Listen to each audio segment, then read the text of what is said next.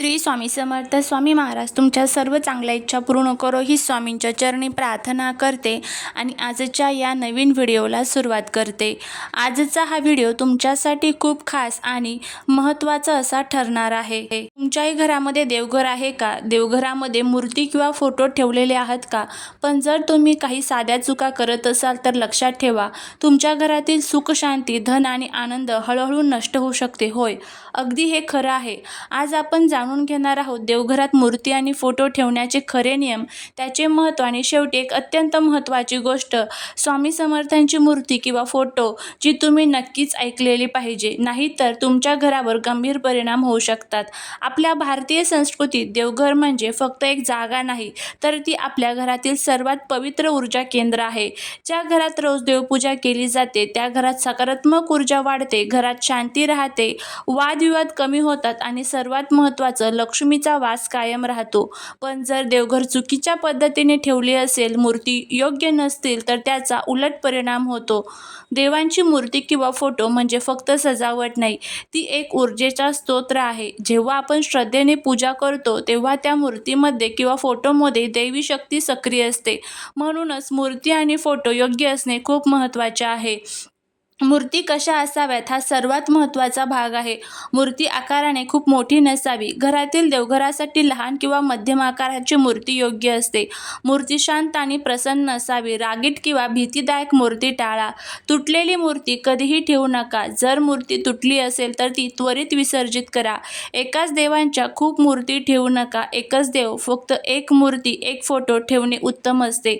धातू, माती किंवा दगडाच्या मूर्ती योग्य असतात. त्याचबरोबर फोटो कसे असावेत? देवांचे फोटो स्पष्ट आणि स्वच्छ असावेत. फाटलेले किंवा जुने फोटो टाळा. फोटोमध्ये देव हसतमुख आणि प्रसन्न असावा. युद्ध किंवा राग दर्शवणारे फोटो टाळा. मूर्ती आणि फोटो कसे असावेत? देवघर हे नेहमी स्वच्छ ठेवा. मूर्ती किंवा फोटो पूर्व किंवा उत्तर दिशेला ठेवावेत. देवांकडे तोंड करून बसून पूजा करावी. देवांच्या मूर्ती एकमेकांकडे तोंड करून ठेवू नका. मूर्ती थेट जमिनीवरती ठेवू नका. नेहमी चौरंगावर किंवा उंचीवरती ठेवा. कोणत्या चुका आपल्याला टाळायच्या असतात? देवघरात चप्पल घालून जाऊ नका. देवघरात कचरा किंवा नको असलेल्या वस्तू ठेवू नका. तुटलेले फोटो किंवा मूर्ती ठेवू नका. देवघर अंधारात ठेवू नका. रोज दिवा लावणे अत्यंत आवश्यक आहे.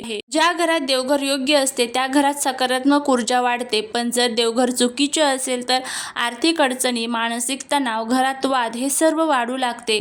स्त्रियांनी पूजा करताना स्वच्छता पाळावी. पुरुषांनीही नियमित पूजा करावी. दोघांनीही श्रद्धा आणि विश्वासाने पूजा केली पाहिजे. सर्वात महत्त्वाचं म्हणजे आपण जाणून घेऊया देवघरात नेमक्या कोणत्या देवांच्या मूर्ती ठेवाव्यात आणि का ठेवाव्यात. कारण प्रत्येक देवतेची ऊर्जा वेगळी असते आणि योग्य देवता योग्य ठिकाणी असल्यास घरात सुख समृद्धी वाढते.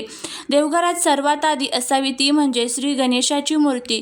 कारण गणपती हे विघ्नहर्ता आहेत. प्रत्येक शुभ कार्याची सुरुवात त्यांच्यापासून होते. मूर्ती कशी असावी? बसलेली गणपतीची मूर्ती असावी. सोंड डाव्या बाजूला वळलेली असावी. ती घरासाठी शुभ असते. धन, समृद्धी आणि सुखासाठी महालक्ष्मीची मूर्ती ठेवावी. लक्ष्मी मातेची मूर्ती नेहमी बसलेली आणि प्रसन्न असावी. उभी मूर्ती घरासाठी टाळावी. घरात स्थिरता आणि शांतीसाठी भगवान विष्णू आणि श्रीकृष्णाची मूर्ती ठेवणे शुभ मानले जाते. कुटुंबात प्रेम वाढते. घरातील वातावरण शांत राहते. शिवाची मूर्ती सुद्धा म्हणजेच शिवलिंग जे आहे तर ते आपल्याला ठेवायचं असतं. पण शिवाची जे मूर्ती असते तर ती ठेवू नये. जे उग्र रूपातील मूर्ती असते तर ती टाळावी. शिवलिंग हे अतिशय योग्य असते. देवघरामध्ये शिवलिंगच ठेवले जाते. त्याचबरोबर तुम्ही देवघरामध्ये हनुमानाची मूर्ती जी आहे तर ती चुकूनही ठेवू नये. कारण हनुमान जे आहे तर ते ब्रह्मचारी आहेत. त्यामुळे देवघरामध्ये हनुमानाची पूजा केली जात नाही. आपण फक्त त्यांचे जे स्तोत्र मंत्र आहे तर ते आपल्या घरामध्ये पठण करू शकतो. त्यानंतर सर्वात महत्त्वाचं म्हणजे आपले कुलदेवता, कुलदेवी यांची मूर्ती, फोटो ही आपल्या देवघरामध्ये असणे खूप महत्त्वाचे आहे. कारण ती तुमच्या कुटुंबाचे रक्षण करता असते. त्यांच्या पूजेला विशेष महत्त्व असते. तुम्ही कोणत्या देवाची पूजा करा किंवा नका करू, पण आपल्या कुलदेवीची आणि कुलदेवतेची पूजा ही आपल्याकडनं झालीच पाहिजे. आता तुमच्या देवघरात स्वामी समर्थांची मूर्ती किंवा फोटो असेल तर ही खूप शक्तिशाली मानले जाते. त्यांच्या उपस्थितीत घरात आध्यात्मिक ऊर्जा वाढते, पण त्यांना फक्त ठेवून चालणार नाही. रोज नामस्मरण आणि आदर आवश्यक असावा. तुटलेली किंवा खराब झालेली मूर्ती, खूप मोठ्या मूर्ती, त्याचबरोबर उग्र किंवा रागीट रूपातील देव, एकाच देवांच्या अनेक मूर्ती चुकूनही घरामध्ये ठेवू नये. देवघरात खूप जास्त मूर्ती ठेवू नका, कमी पण योग्य मूर्ती ठेवा. प्रत्येक देवतेला योग्य स्थान द्या. देवघर म्हणजे फक्त सजावट नाहीये, तो तुमच्या घराचा आत्मा आहे. योग्य मूर्ती, योग्य पद्धत आणि श्रद्धा हे 3 गोष्टी असतील तर तुमचं घर नेहमी आनंदी आणि समृद्धी राहील. लक्षात ठेवा, देवघरात योग्य देवता असतील तर घरात नेहमी सकारात्मक ऊर्जा वाढत असते. आता आपण वळूया आपल्या सर्वात महत्त्वाचा भाग, तो म्हणजे देवघरात जर तुम्ही ही स्वामी समर्थांची मूर्ती किंवा फोटो ठेवलेला असेल तर नेमक्या कोणत्या चुका ज्या आहेत तर त्या आपल्याला टाळायच्या असतात. जर आपल्याकडनं ह्या चुका झाल्या तर त्याचे दुष्परिणाम जे आहे तर ते आपल्याला भोगावे लागत असतात. अर्थात आपण देवघरामध्ये स्वामी समर्थांची मूर्ती आणि फोटो ठेवू शकतो, पण ते ठेवत असताना हे महत्त्वाचे नियम जे आहेत तर ते आपल्याला टाळायचे आहेत, पाळायचे आहेत. आणि जर हे नियम आपण पाळले तर आपल्या घराचा स्वर्ग व्हायला देखील टाईम लागणार नाही. जर तुमच्या देवघरात स्वामी समर्थांची मूर्ती किंवा फोटो ठेवलेला असेल तर लक्षात ठेवा, स्वामी समर्थ हे अत्यंत शक्तिशाली आणि जागृत देव आहेत. त्यांच्या मूर्तीसमोर खोटे बोलणे, वाईट विचार करणे ही अजिबात योग्य नाही. त्यांच्यासमोर रोज नामस्मरण करणे आवश्यक आहे. पण जर तुम्ही तुमच्या मूर्ती किंवा फोटो ठेवून त्यांची पूजा करत नाही, त्यांची काळजी घेत नाही तर तुमच्या घरात अडचणी वाढू शकतात, मानसिक तणाव वाढू शकतो आणि हळूहळू घरातील शांती नष्ट होऊ शकते. म्हणून जर स्वामी समर्थांचा फोटो किंवा मूर्ती असेल तर रोज त्यांना नामस्मरण करा, त्यांचे नाव घ्या आणि श्रद्धेने आपल्याला पूजा करायची असते. स्वामी समर्थांची मूर्ती कशी असावी? स्वामी समर्थांची मूर्ती नेहमी बसलेली म्हणजेच आसनस्थ असावी. चेहरा शांत, प्रसन्न आणि आशीर्वाद देणारा असावा. मूर्तीचे वैशिष्ट्य म्हणजे डोळे स्पष्ट आणि जिवंत वाटणारे असावेत. उजवा हात आशीर्वादाच्या मुद्रेत असावा. मूर्ती खूप मोठी नसावी. घरासाठी मध्यम आकाराची योग्य असते. त्यानंतर उग्र किंवा रागीट रूपातील मूर्ती टाळावी. तुटलेली किंवा खराब मूर्ती टाळावी.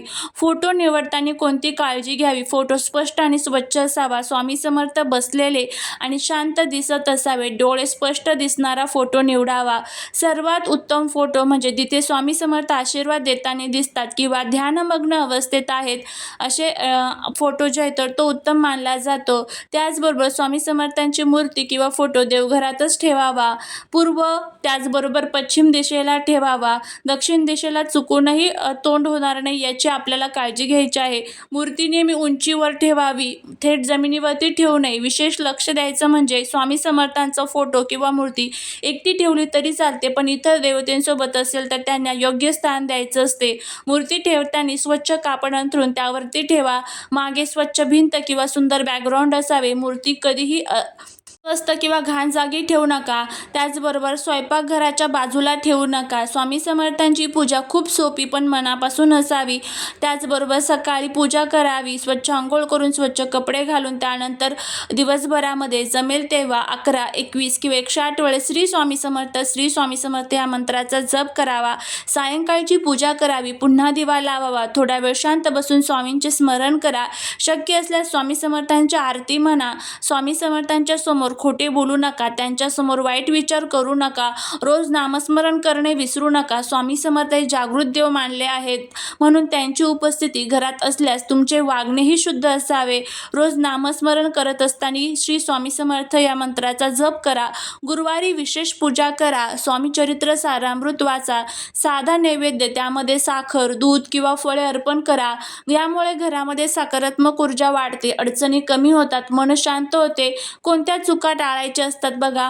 मूर्ती ठेवून दुर्लक्ष करणे, पूजा न करणे, देवघर घाण ठेवणे. लक्षात ठेवा, स्वामी समर्थांची मूर्ती म्हणजे फक्त सजावट नाही आहे, ती एक जिवंत ऊर्जा आहे. जर तुमच्या घरात स्वामी समर्थांची मूर्ती किंवा फोटो असेल तर त्यांना फक्त ठेवू नका, त्यांच्याशी नाते जोडा.